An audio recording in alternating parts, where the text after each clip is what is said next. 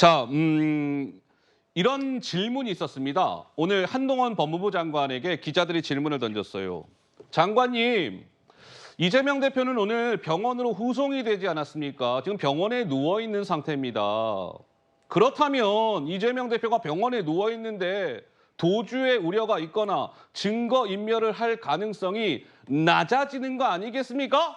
한동훈 장관님, 기자들이 질문을 던졌어요. 한동훈 장관, 뭐라고 답했을까요? 들어보시죠. 대표 상태를 고려하면 증거인멸이나 도주의 우려는 좀 낮다는 기사에 나올 수 있을 것 같은데요. 그렇게 따진다면 절도로 체포되거나 사기로 체포되는 사람이 단식하면은 누구도 구속되지 않지 않겠습니까? 사법 시스템이 그렇지 않습니다.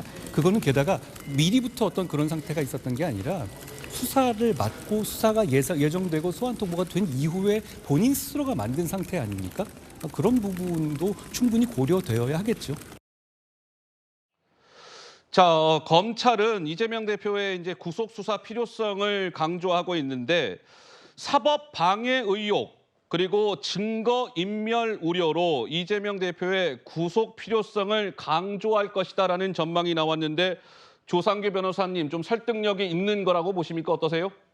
예, 그러면 네. 뭐 유력 정치인들은 도주 우려가 다 없는데 구속되는 경우는 도대체 뭡니까?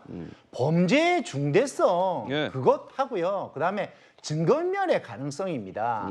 지속적으로 증거인멸을 하기 위해서 지금까지 벌어진 일들이 한두 가지였습니까?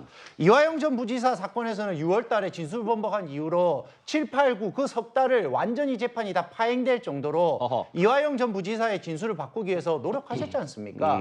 그러면서 박찬대 최고위원이 이화영의 처랑 통화까지 하고 그 이후로 이화영의 처가 모든 변호사들 다 사임시키고 그런 정황들이 오히려 이재명 대표의 구속 가능성을 높여놓은 거 아니겠습니까? 예. 그리고 또 민주당 의원의 사법방해뿐만 아니라 김용 재판에서도요 허위 그 증언을 그 교사를 했다가 예. 지금 다 들통이 났지 않습니까? 그 본인 사무실에서 그 다운받은 텔레그램 다운받은 자료가 나타나는 바람에 예. 당시에 그 사무실에 있지 않았다라는 게 다 들통이 났고 자백을 했습니다. 예. 그리고 백현동 사건 생각해 보십시오. 제3자 뇌물인데요. 사실 그 배임입니다. 그런데 배임이죠, 사실 백현동은. 예. 제가 왜 뇌물을 이야기하려고 그러냐면 수사가 더 이루어져야 됩니다. 왜? 그 많은 수익이 다 어디로 갔는지까지는 아직 수사가 안 끝났습니다. 그렇다면 그 수사가 이루어지려면 당연히 증거인멸의 우려가 있다라고 봐야 되고요. 예. 솔직히 그 많은 돈, 그 백현동 사업을 통해서 창출해낸 그 많은 이익들이 다 어디로 사라졌는지는 아직 수사가 시작되지도 않았습니다. 네, 양지열 변호사님.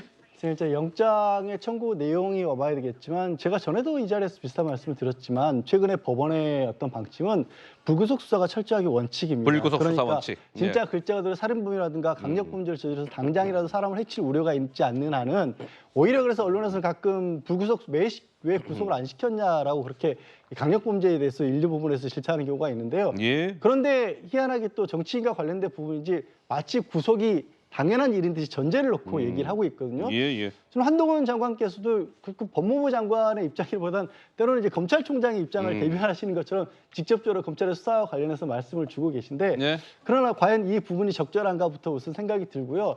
백현동 수사 조성규 변호사님이 지금 얘기를 하셨고 배임. 예. 네, 배임 얘기를 하셨고 같이 묶어서 얘기를 했던 대북송금이라는 것도 있어요. 예. 하나가 백현동 사건 말씀을 잘하셨는데 1,000억 원대가 넘고요. 배임의 이익이 1,000억 원대가 넘고 민간이 가져간 게 1,000억 원이 넘어서 성남시에 200억을 손실을 끼쳤다라고 예. 하고 하나는 지금 대북송금이 북한에 대한 제3자 뇌물이라고 하는데 이것도 100억 원대입니다. 네. 그런데 두 개 다 1년이 넘게 수사를 했어요. 어허. 근데 그게 부족한가요? 여태까지 우리가 경제수사, 뇌물수사 어떤 수사가 이렇게까지 오래 끌었는데 돈이 하나도 건너간 내역이 안 나왔던 게 있을까요? 예. 그러니까 민주당에서는 이 수사 자체가 영장 청구 자체가 정치 수사다? 정치수사라는 비판이 나오는 거예요. 예. 대북송금 사건이 어떤 사건인지 다시 한 번만 더 중요성을 말씀드리겠습니다. 북한 러시아 이번에 군사 협약하는 것에 대해서 유엔 안보리 규정 위반이라고 대통령께서 말씀하셨습니다. 그런데 이게요 그냥 우리나라 국내 문제가 아닙니다. 2019년 미국의 대북제재 강화법, 오토 원비어법 위반입니다. 이렇게 되면 국제적인 블랙리스트가 되는 겁니다. 예. 그러면 이재명 대표가 국제적인 블랙리스트가 되냐 안 되냐가 지금 검찰의 손에 달려 있습니다. 당연히 철저히 수사를 해야 되는 건 당연한 일입니다. 알겠습니다. 자, 조상규 변호사 말씀까지 들었습니다.